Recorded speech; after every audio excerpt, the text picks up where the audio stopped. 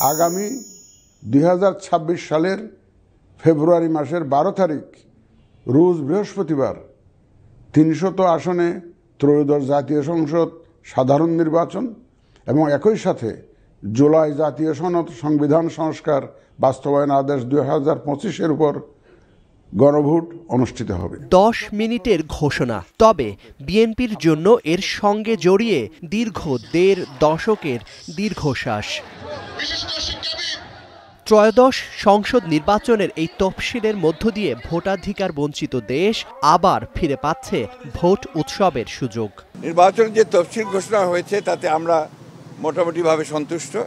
শব্দের একটা উত্তেজিত দিক থাকতে পারে, সে বিষয়গুলো আমি খুব বেশি বড় করে দেখি না। মূল বিষয়টা হচ্ছে যে আজকে 2026 সালের ফেব্রুয়ারির 12 তারিখে যে নির্বাচনের ঘোষণা হয়েছে, একই সঙ্গে জাতীয় সংসদ নির্বাচন এবং গণভোটের নির্বাচন, যেটা আমি মনে করি যে বাংলাদেশের রাজনৈতিক ইতিহাসে নিঃসন্দেহে একটি অত্যন্ত বড় উল্লেখযোগ্য একটা ঘটনা। ইতিহাসের এই পালাবদলে জুলাই অভ্যুত্থানে ঝরেছে অজস্র তরুণ প্রাণ, পতন হয়েছে স্বৈর শাসনের। অন্তর্বর্তী সরকার গঠনের পরই একটি উৎসবমুখর ভোটের প্রতিশ্রুতি দিয়েছিলেন অধ্যাপক মোহাম্মদ ইউনূস। উৎসব এখান থেকেই সৃষ্টি হবে, এই উৎসব নিয়েই নির্বাচন হবে এবং নির্বাচন ফেব্রুয়ারির প্রথমার্ধেই হবে। তবে এর পরও ছিল ভোট বানচালের শঙ্কা। এই তফসিলকে তাই সমুচিত জবাব বলছে বিএনপি। বাংলাদেশের কোনো চক্রান্তই কোনোদিনও কাজ করেনি, বাংলাদেশের জনগণ রুখে দিয়েছে। এবারও যারা চায় নাই, জনগণ চেয়েছে, রাজনৈতিক দলগুলো চেয়েছে নির্বাচন, সেই জন্য আমরা নির্বাচন পেয়েছি। সুতরাং এখানে তো যারা কুচক্রী তারা তো একটা জবাব পেয়ে গেল।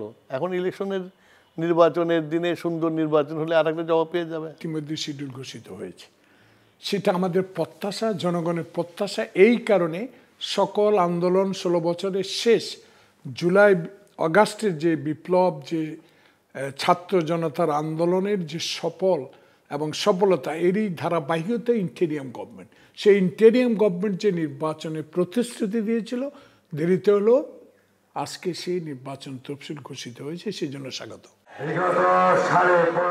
পাশাপাশি অবাধ, সুষ্ঠু ও নিরপেক্ষ নির্বাচন অনুষ্ঠানে অবৈধ অস্ত্র উদ্ধার ও আইন শৃঙ্খলা নিয়ন্ত্রণে সরকারকে আরও কঠোর হওয়ার পরামর্শ দিচ্ছেন দলটির নেতারা। আমি শুধু এখন আশা করব যে এই তফসিলের মাধ্যমে যা যা অতীতে ইলেকশন করার জন্য যেসব স্টেপস নিয়েছে কেয়ারটেকার গভর্নমেন্টগুলোতে, এনারাও যেন সেই স্টেপসগুলো নিয়ে যেন একটা সুষ্ঠু নির্বাচনের জন্য পথ তৈরি করে। বিশেষ করে যে আওয়ামী লীগের আমলে যে আর্মসগুলো মানুষের হাতে চলে গেছে, সেই আর্মসগুলো যদি উদ্ধার না করা যায় তাহলে কিন্তু একটা দুশ্চিন্তা সবারই থাকবে। সেই দিক দিয়ে 1 নম্বর। আর 2 নম্বর হলো যে আইন শৃঙ্খলার দিকে নজর দিতে হবে ইলেকশন কমিশনকে। কারণ ইলেকশনের মধ্যে যদি কোনো অঘটন ঘটে, সেটাও কিন্তু একটা সুষ্ঠু নির্বাচনের জন্য কিন্তু ভালো খবর না।